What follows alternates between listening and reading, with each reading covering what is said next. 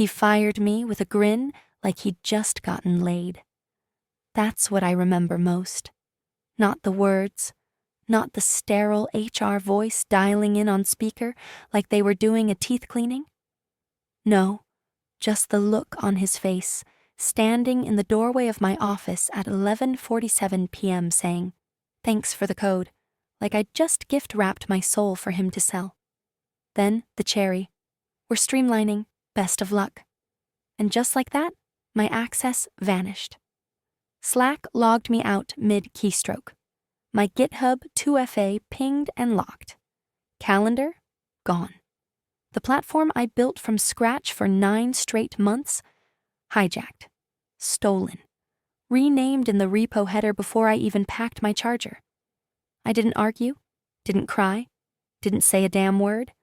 I just looked him dead in the eye, nodded once like I was making a mental note to bury him later, and grabbed my bag.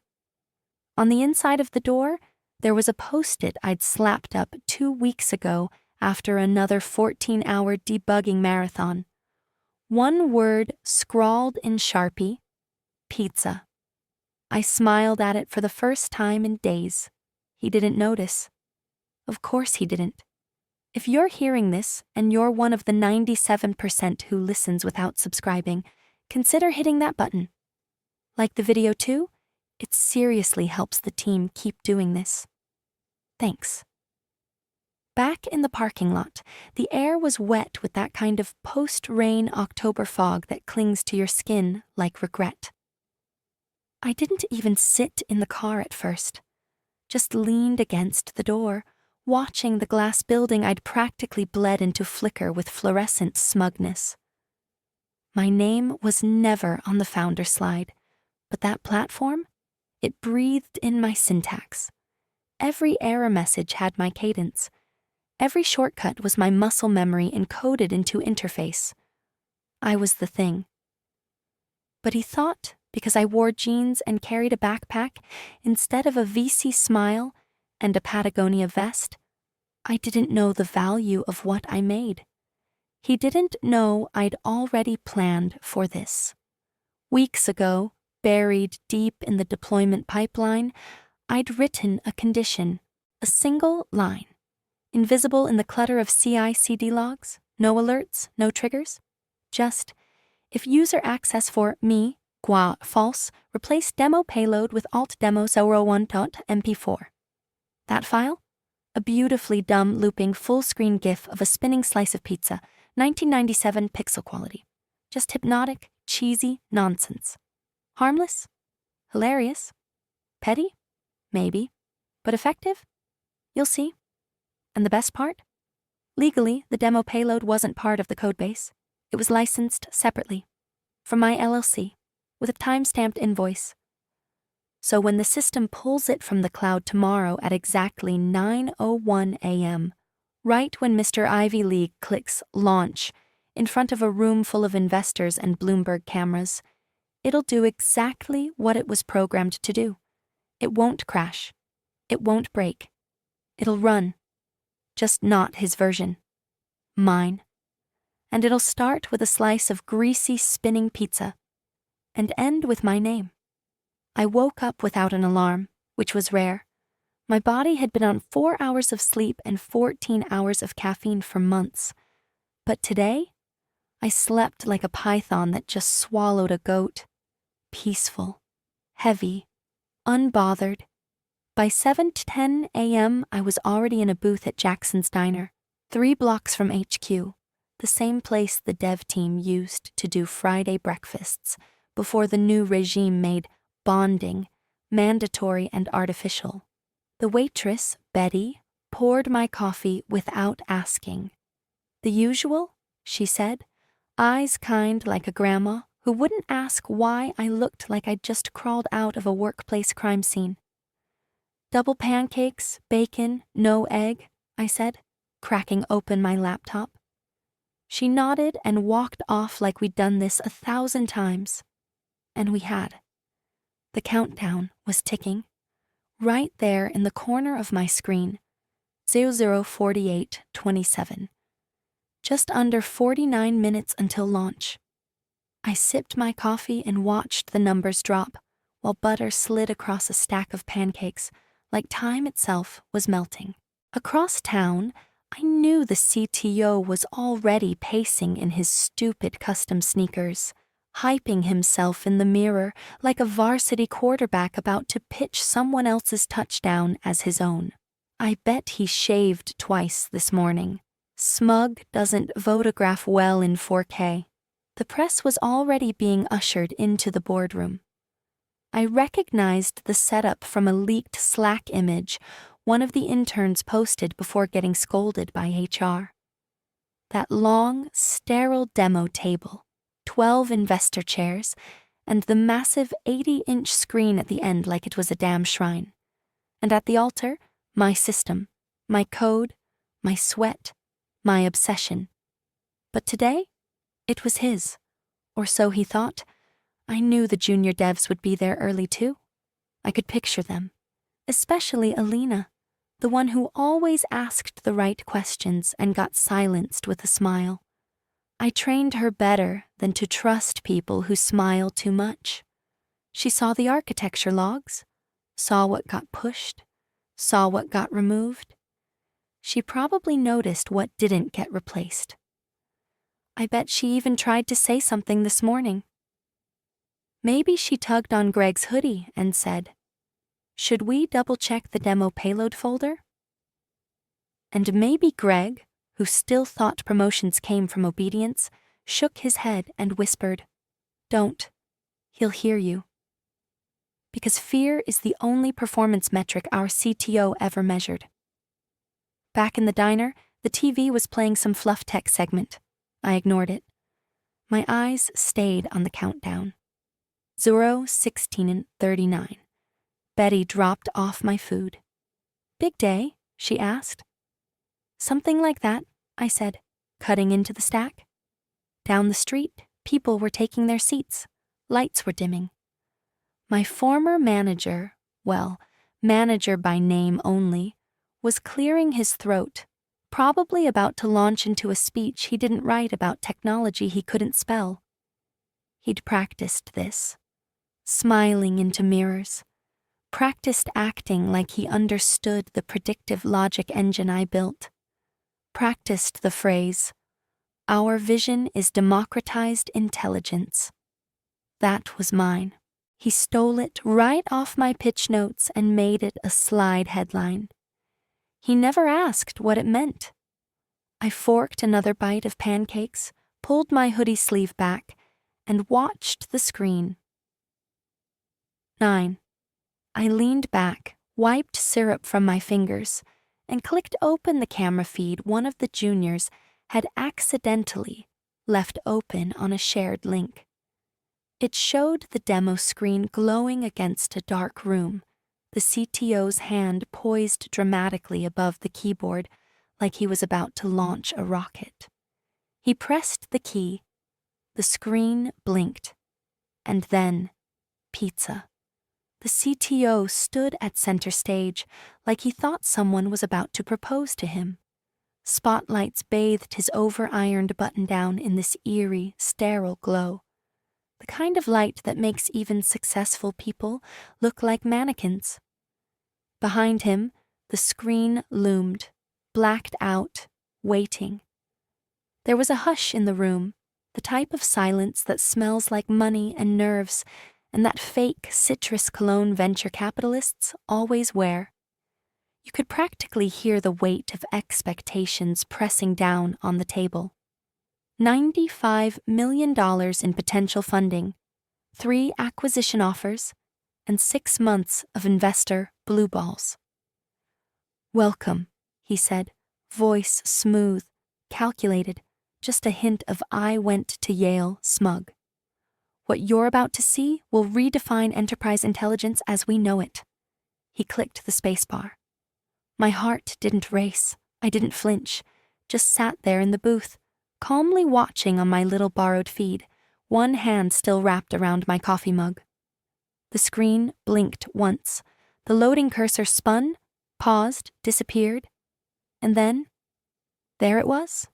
Full screen, high contrast, low resolution, spinning endlessly in the center of a corporate boardroom like a greasy middle finger to everyone who called me just the code girl. A single slice of pepperoni pizza, slowly twirling, dripping cheese, looping in hypnotic rhythm. No UI, no buttons, no interface, no predictive models, no onboarding walkthrough, just pizza. My pizza. And in the lower right corner, barely visible, like a watermark on a Renaissance painting, demo environment powered by my name, LLC, invoice, door 1001. The silence that followed was a religious experience. You could hear a pen fall. Someone's phone vibrated against the mahogany table.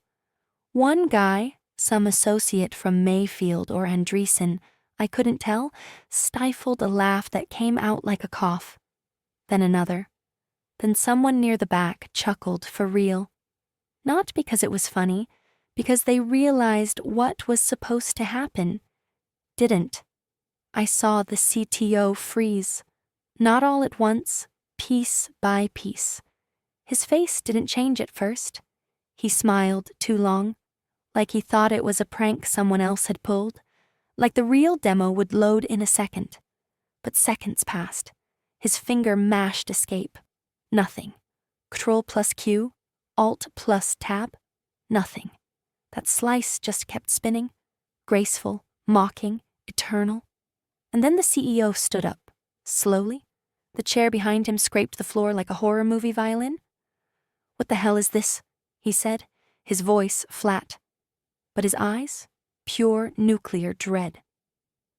The CTO tried to speak, but only managed, This isn't..." He clicked again, smashed the keyboard once. The screen blinked black, then reloaded. Pizza. Loop. Cheese pull. Glorious. By now, I'd pushed my plate aside and pulled my laptop closer. The embedded telemetry was working perfectly. No errors, no failures, just perfect obedience. The system did what it was told. If I was gone, run alt demo euros 120 MP4. And it was. I watched a senior investor close his notebook. Another grabbed his coat. One of the interns tried not to cry. The CTO's mouth hung open. His hands hovered helplessly over the keyboard, like they might summon an interface from the void. They wouldn't. Because there was no interface. Because without me, there was no product. The silence after the second restart was thicker than blood. Nobody dared breathe. The lights were still dimmed, giving the whole boardroom this post-apocalyptic glow. Like the only thing left in the world was that spinning, dripping slice of pizza. You could see grease trails pixelating like they were coated in vengeance. And then, in the bottom right corner, the faintest shimmer of text faded in, just slow enough to punch them all in the throat. Code by My Name, LLC. Invoice, door 1001. The CEO blinked once, then again. His face went paper white. Not angry white, not confused white.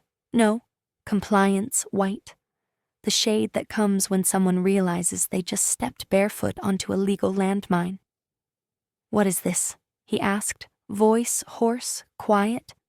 It wasn't a question. It was a prayer. The CTO, who'd been standing frozen like a malfunctioning NPC, snapped into action. Clicked the mouse. Nothing. Pressed the keyboard like a chimp trying to unlock a vending machine. Still nothing? He yanked the HDMI, then re-plugged it, like somehow the cable was conspiring with me. But that screen just blinked black, then loaded back into the loop. Pizza, spin, cheese, loop. By now, I could see the back of an investor's head as he stood, shaking his own silently, before sliding his tablet into a leather case. Another man leaned to whisper something to the woman beside him. She was already on her phone, probably texting someone to pull out. In 10 minutes, That room had gone from hopeful electricity to a graveyard of credibility. The CTO was visibly sweating now, little patches forming at his armpits like betrayal had a scent, and it was coming from inside the house. There's been a breach or something," he stammered. "I think she must have gotten back in." "She didn't," came a voice from the side of the room. It was Alina, quiet but firm, one of the junior devs. She was clutching a folder and shaking slightly, but she said it again. "She didn't get back in. I checked the logs. Nobody touched the deployment since the last authorized push. Everything's clean. This is the default payload now." The CTO looked like someone had just pulled the emergency brake on his entire career. "What the hell are you talking about?" "It's a conditional failover," Alina said, voice barely above a whisper. "The system runs alt-demo ORU1 if her credentials are removed. It's buried in the CI pipeline. You never revoked her cloud key. You just killed her access. So it did exactly what it was supposed to." I nearly applauded from the diner. Betty slid me a refill, saw the smirk on my face, and raised an eyebrow. "Big win?" she asked. "You could say that," I said, sipping slow. Back in the boardroom, panic was setting in like smoke under a door. One of the marketing guys tried to unplug the whole setup from the wall. Someone else fumbled with a backup laptop, desperately trying to find a build version without the condition embedded. Too late. The real product was gated behind my keys. And those lived inside a little shell script tied to my LLC. I remembered writing that line. It was 2 a.m. My eyes were fried. My spine was curled like a shrimp. And I typed it with the same calm spite you use to leave a tip for a bartender who insulted your drink order. If user, her, null, load, alt, demo, 01 done, MP4. That was it. That's all it took. 1 line of insurance, 1 slice of vengeance. And now, watching the CTO melt in front of 3 board members and the goddamn tech press, I didn't feel rage or bitterness. Just completion. That quiet satisfaction of knowing I'd been erased and still couldn't be replaced. It didn't take long. By lunch, I had 3 messages in my LLC inbox from reporters, 2 from pissed-off ex-coworkers, and 1 anonymous tip with the subject line, "Heads are rolling." Attached? A forwarded internal thread from the CTO himself. Subject, urgent, sabotage confirmation. He'd CC'd legal, PR, and the CEO, writing in that passive-aggressive corporate tone people use when they know they're in freefall. His words were slippery. "It appears her name may have introduced unauthorized logic into the demo system. Investigating breach vectors now. Possible grounds for litigation?" Litigation? Cute. What he didn't realize, and what the junior devs were apparently very happy to clarify, was that the logs were airtight. I hadn't touched a thing since the second HR cut my access. The logs even showed it. Last activity, time-stamped 2 hours before termination. The last push was clean, verified, signed. Every file matched the hash in the CI pipeline. The pizza wasn't sabotage. It was logic. Logic he failed to review. Meanwhile, the codebase still refused to compile properly without my personal key, the one embedded in the deployment license file. Legal caught that around 1:17 p.m., according to another email that leaked through the grapevine. One of the paralegals apparently flagged it after checking the standard onboarding doc I wrote myself 6 months earlier. Clause 4.3, subpoint C. Demo logic and payload management are tied to a non-transferable license registered under her name, LLC. Any modification or redistribution without explicit consent voids usage rights. Voids usage rights. That's the part that made the board lose their collective minds. From what I heard, it got ugly fast. CEO called an emergency session. Someone from PR actually cried. Not figuratively, like real tears. There were rumors one of the investors demanded his money back on the spot. Another sent a memo titled Breach of Trust. And the cherry on top? An email with the subject line, Restitution Proposal, Draft Only, Do Not Forward, hit my inbox, care of the board's external counsel. And while all this played out like a slow-motion train wreck, I sat on my balcony with a sandwich and watched the world try to untangle itself from one lazy, arrogant assumption that I was disposable. But what shook them the most, what really set the fire, they couldn't even pin on me. I didn't hack anything. I didn't sneak in. I didn't change a line of code post-deletion. It did what it was built to do. The system was smart enough to know when it had been orphaned. And like any orphan, it screamed for its mother. And guess what? The mother didn't work there anymore. A screenshot floated around Twitter by 3 p.m., a redacted image of the clause, with my initials barely blurred. Captioned, "The demo was licensed. They forgot to read the fine print." The replies were brutal. One said, "Imagine firing the woman who built your spaceship, then wondering why it won't launch." Another? "Pizza, AI, apparently." And my personal favorite, from some random VC account. "She didn't break the product. She was the product."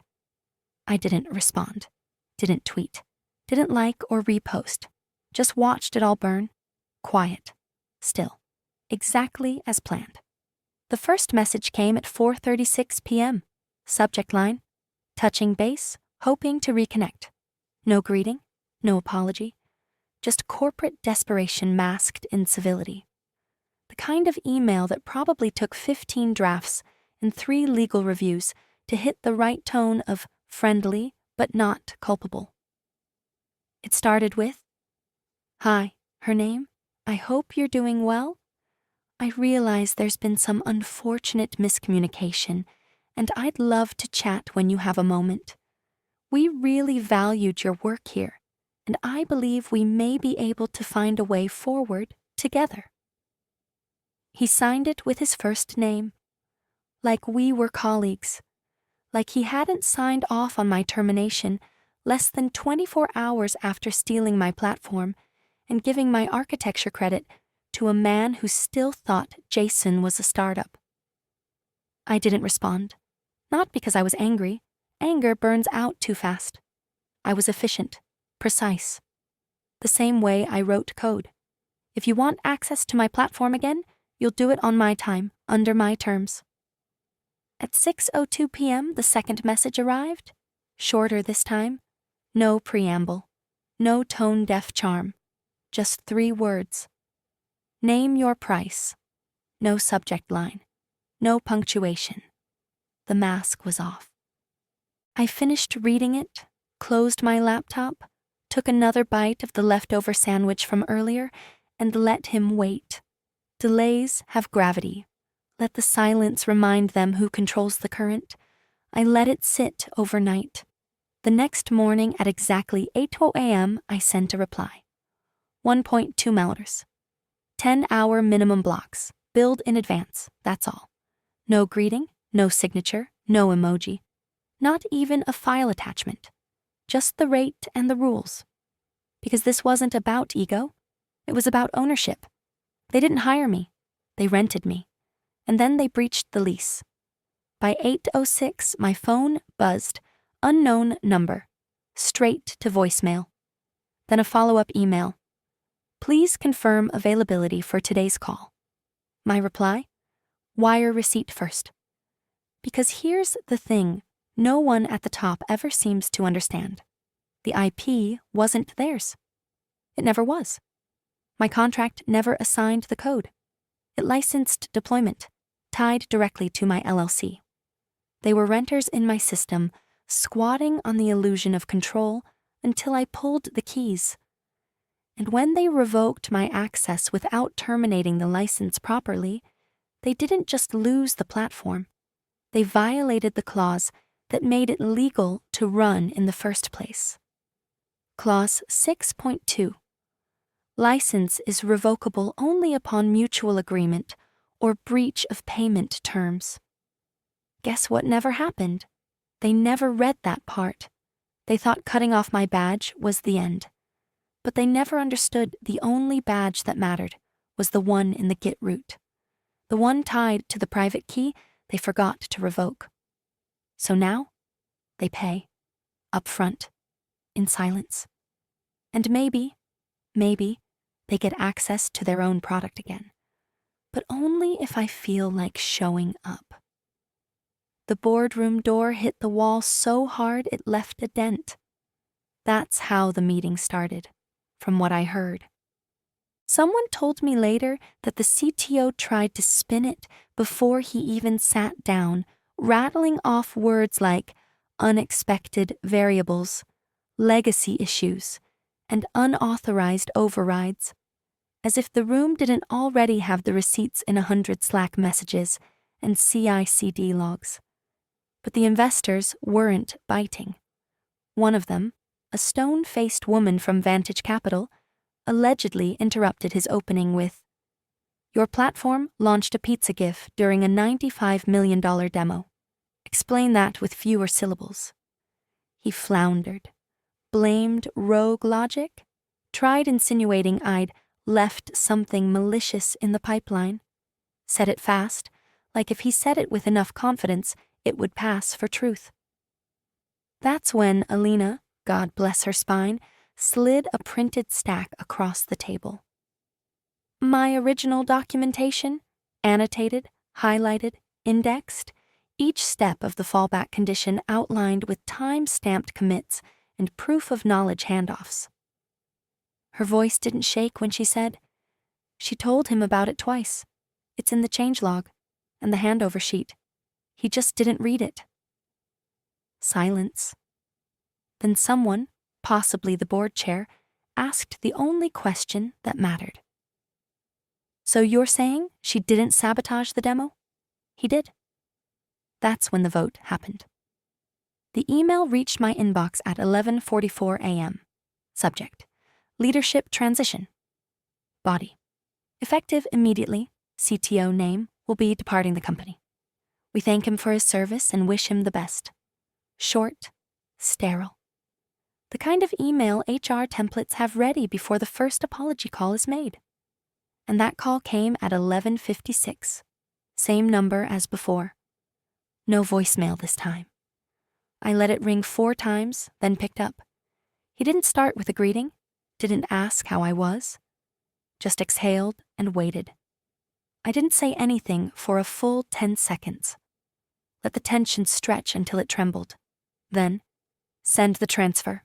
Then we'll talk. That was it. I could hear him swallow, literally. One of those dry, desperate swallows people make when they realize the check they're about to write isn't just financial, it's existential. He whispered, "Okay." I hung up. Not because I was trying to be dramatic, because there was nothing else to say until my terms were met. They thought I'd built them a product. I hadn't. I'd built them a leash. And the moment they cut it, they found themselves in the wild, naked, confused, and very, very alone. The lobby looked exactly the same, polished concrete, those dumb motivational posters in Helvetica font, the scent of burnt espresso from the fancy machine no one knew how to clean. But this time, I didn't wear the badge. I didn't need to scan in. Security had my name on a list, printed in all caps with a handwritten note beside it. Escort to floor 5. Do not delay. They didn't ask for ID. They didn't ask for a signature, just a stiff nod and a radio call. "She's here." When the elevator opened, the CEO was waiting. No entourage, no handshake, just him, holding the door like a valet. He didn't speak. Smart man. I stepped out onto the 5th floor, demo room already reset. All traces of the pizza incident scrubbed away. Cables coiled perfectly, microphones tested. Investors seated again, trying to pretend they hadn't spent the last 48 hours laughing stock adjacent. I could feel the tension the way you feel heat before a lightning strike. Everyone looked at me like I was radioactive and holy all at once. No one offered me a chair. No one asked me to sit. That was fine. I wasn't here to be comfortable. I walked straight to the terminal. Someone had set up a machine for me, freshly imaged, sanitized, reset to factory specs like it hadn't just been part of the worst demo failure in the company's history. Cute. I reached into my bag, pulled out the only thing that mattered, my encrypted USB, black, matte, unlabeled, plugged it in, no password prompts, no delays.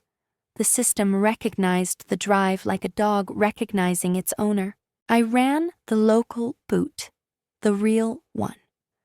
The platform I had spent the better part of a year building in pieces while they played musical chairs with leadership and slapped buzzwords on investor decks. The interface blinked on, fluid, responsive, intuitive. Data pipelines flowed across the screen in living color. Live queries parsed in real time. Predictive insights pulled from dummy datasets with accuracy so fast the investors leaned forward without realizing it. Everything, absolutely everything, just worked. No lag, no errors, no pizza. When it finished, no one clapped. They didn't need to. The silence wasn't awkward, it was reverent. One of the reporters mouthed, "Jesus Christ," to no one in particular. I stepped back from the console, didn't smile, didn't bow. I just stood there, watching. The CEO finally broke the quiet. We're thrilled to announce our recommitment to the original platform roadmap, with her name, LLC, providing architecture oversight moving forward. He looked at me, unsure whether he was allowed to gesture toward me like I was a person or a goddamn storm system that had briefly paused over their building. I didn't speak, just nodded once. From the back, a junior engineer whispered what everyone else in the room had already figured out. She was the whole system, wasn't she? No one answered. They didn't have to. The new contract was 13 pages long, half of it just clauses outlining how little access they'd have to me. No Slack invites, no surprise, quick questions, no meetings unless prepaid, and definitely no proximity to anyone who once called me the back-end girl. I sat across from the CEO in a conference room that used to be named after a forest. Redwood, maybe. They'd renamed all the rooms after adjectives a few months back. This one was now called Bold. The irony was exhausting. He signed with the kind of careful hand that knows every letter costs money. Each stroke of the pen marked a defeat, but also a transaction. And that's what this was now, just business. The terms were clear. $12,000 an hour, 10-hour minimum, billed in advance, no team access, and all IP rights retained. They wouldn't own a single line I wrote from here on out. They could license it, sure, on my terms. But own it? Never again. He slid the folder across the table. I didn't touch it right away, just looked through the glass wall that separated the executive suite from the dev bullpen. My old desk was still there. Someone else sat at it now. Same chair, different posture. A junior, maybe? She had her head down, typing furiously, probably trying to prove something to someone who wouldn't remember her name in 6 months. I didn't feel bitter. I didn't feel smug. I just felt done. I took the folder, closed it, stood. The CEO rose too, reflexively. "We're glad to have you back," he said. "You don't," I replied, slinging my bag over one shoulder. "You have the work, not me." He didn't argue. As I walked past the glass, a few of the devs looked up. Some looked embarrassed. Some looked relieved. A couple looked like they wanted to say something. But I didn't stop. I wasn't here for recognition. I wasn't here for closure. I was here for control. Back at my apartment, I poured a drink, opened my laptop, checked the wire transfer, cleared. Good. Then I opened GitHub. My personal repo had spiked in activity, trending number 2 in architecture. The pizza payload branch had gone semi-viral. Someone even forked it into a Slack bot. Pinned at the top was a comment under my README. "Next time, tip your dev." I clicked like, closed the tab, and let the silence fill the room like a server hum. Voiceover, not spoken but felt, like a truth finally allowed to stretch its legs. They thought they could cut me out, but I wasn't a plug-in. I was the platform.